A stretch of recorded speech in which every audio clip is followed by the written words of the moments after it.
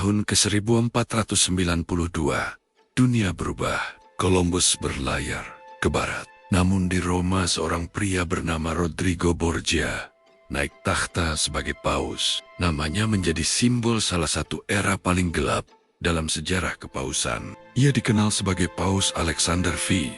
Dan bagi banyak sejarawan, ia adalah contoh bagaimana kekuasaan absolut dapat merusak lembaga paling suci sekalipun. Alexander ke-6 tidak sekadar memiliki anak di tengah kewajiban selibat. Ia menjadikan anak kenannya sebagai alat kekuasaan.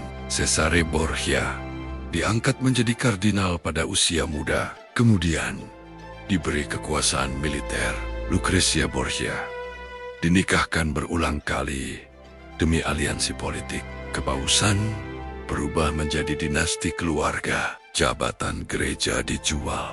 Gelar kardinal diperdagangkan. Roma menjadi pusat transaksi kekuasaan, bukan pusat kesucian. Era itu brutal. Italia terpecah dalam perang dan pengkhianatan. Namun di bawah Alexander V, takhta suci terlibat langsung dalam intrik kekerasan. Musuh politik disingkirkan, aliansi dibangun lewat ancaman. Rumor penggunaan racun beredar luas dalam kronik zaman itu. Namanya dikaitkan dengan pesta dekaden, dengan skandal moral, dengan tuduhan insest yang menyebar di seluruh Eropa. Sebagian mungkin dilibalik-likon oleh musuh politiknya. Namun citranya telah rusak dan gereja ikut menanggung akibatnya. Korupsi era Renaissance bukan hanya tentang satu orang, tetapi Alexander ke-6 menjadi simbolnya. Penjualan jabatan gereja, nepotisme, terang-terangan, gaya hidup duniawi.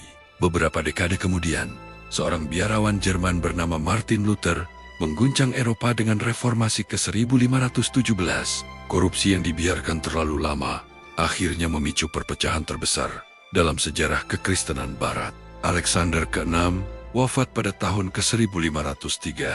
Beberapa catatan menyebut ia kemungkinan diracun.